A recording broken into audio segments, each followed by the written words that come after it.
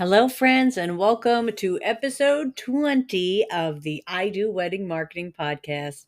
Today, we're going to be talking about what to do when you get a bad review and the 5 things I think you should consider regarding negative reviews. Now, my name is Nina Adio, and I'd like to thank you for allowing this podcast into your earbuds, your Bluetooth, your car radio, wherever you are listening from. On the I Do Wedding Marketing Podcast, I discuss tips and tricks for wedding pros to DIY their social media or to gain the confidence to outsource it. So, before we get started talking about reviews, I wanted to let you know I have a very special guest coming on this week for a bonus Friday episode. I'm going to be speaking with Carissa Cruz Weddings, who helps wedding professionals simplify their wedding business, get leads in their business, and take control of their marketing. For those who are not ready to outsource their marketing full time with me, Carissa is your answer. So, if you haven't subscribed to the podcast yet, now is a great time to do it so you won't miss that interview. I think it's going to be really impactful for the audience we have here. So, today I want to talk about reviews. And this episode was inspired by my good friend who left a review on a yoga studio that she did not feel welcomed at. She left a 1-star Google review with no words, so it was just a star ranking. The yoga studio welcomed her to come back at no cost to give them the opportunity to change their review.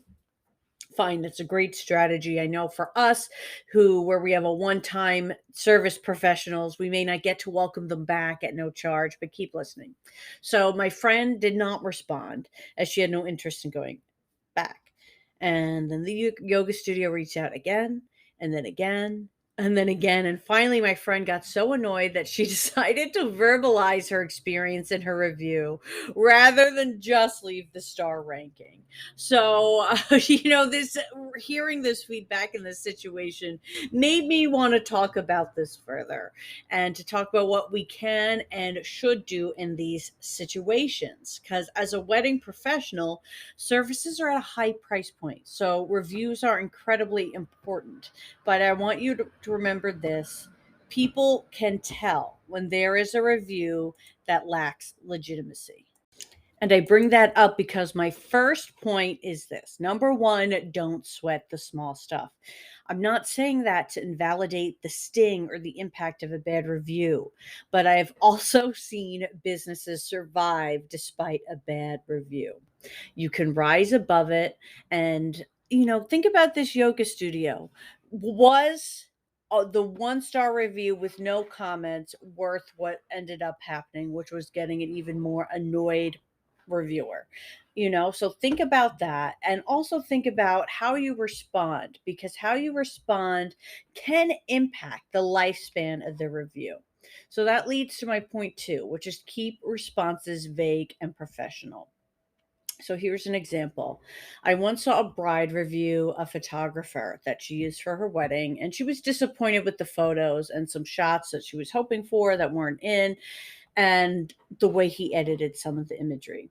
So the photographer responded to the review saying he disagreed with her. But what he did that I really didn't like was he left a link to her entire wedding album. I mean, this include her intimate getting ready photos, her family photos, photos of her grandma, everything. So based on his response alone, I would not book this photographer, knowing that if I had a bad experience that he would post my entire gallery, including intimate family photos online, spoke volumes to me. So what would I do instead? A good response may have been along the lines of, I would say, with over 10 years in the wedding photography business, we understand the importance of your wedding photos. That is why we stand behind our skill work and imagery at our photography studio. We welcome clients to view our portfolios on our website and encourage you to message us directly so that we can personally discuss your concerns with your album, as we felt your images were a beautiful representation of what was an incredible day. A response like this gives the customer viewing the review hope that it was the bride who was wrong and not you. Responding to a catty review with cattiness just brings you down to that level. Take a high, responsible road. Allow customers to see that you are welcoming the bride to communicate further to make things right, which leads to my next point. Take the discussion off social media. Invite the negative reviewer to contact you directly so that you can discuss the matter personally. This is where all discussions and negotiations should take place, because a back and forth conversation on a review can become drama and not productive, and also gives the opportunity for the negative reviewer to continue their negative rantings. So I have another example of a review response, and this was to a review that I left, and I've kept this review up. It was on a vendor who took money from me and never gave me a contract. This was the first vendor I ever booked in my life, and so I felt they took advantage of my lack of experience. They responded to my review with slander, called my boss with the same fabrications, and exposed in their review response that they would respond to any review by stating negative, hurtful things about a bride. They said really bad things about me, where I worked, and things I said that I didn't in actuality say. But by saying bad things about me personally, whether true or not, she made future brides and grooms even more cautious, as opposed to if she left a vague response, encouraging couples that this was not her norm. So when you respond to a review, you should not be thinking solely about telling your side. You should also be thinking about how future bookings will respond to what you are saying. So even though when you're responding, you're thinking about that couple, that bride, that booking, you really want to also be thinking about your future bookings and what they're going to think about what you're saying. Because whenever I see a vendor and couple interaction where they're using hurtful terms or kind of behaving catty, I don't want to be involved in either way. Then I don't want to give the vendor the benefit of the doubt at all. So you have to be careful with that.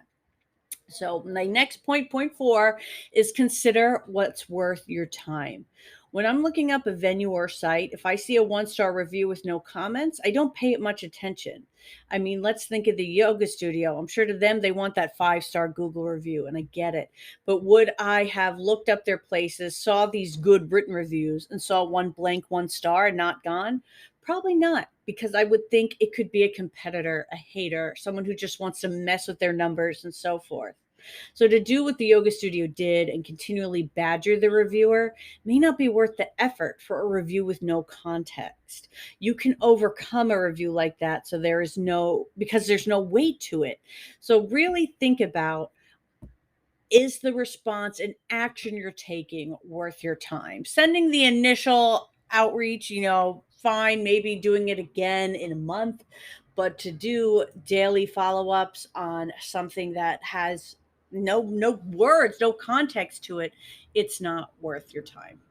And the next thing I want to say, my point 5, is to think twice before you submit a review yourself.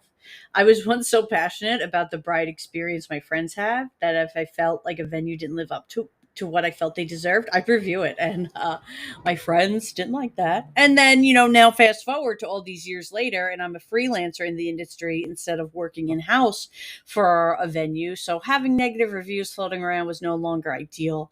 And I erased them all except for that one. But especially because back then you could have usernames and things like that. But today, many reviews take place on sites like Google or Facebook, where it has your first and last name. So you don't want to leave anything that you don't want associated with yourself online. So reviews can be a positive, wonderful thing. So I'll be back with another episode where we're going to talk about the positive side of reviews. We're going to talk about how to curate them and get them, and why they can be so amazing, and the different places people are turning to nowadays for reviews. So that will be coming up on here soon. But speaking of reviews, if you enjoyed this today, I encourage you to leave an Apple Podcast review, as it means a lot to me, helps more professionals to find this podcast, and because I don't think I can respond on them either way. So you're in the clear. Don't forget that I Do Wedding Marketing is expanding, and we have slots available for full service social media marketing services. So you can learn more about that on my website. New episodes of the I Do Wedding Marketing podcast come on Wednesdays. I'm also live on my Instagram frequently, usually on Wednesdays, so be sure to look out for that. You can learn more about I Do Wedding Marketing and inquire about working together at www.idoweddingmarketing.com. Thanks for being here, and until next week.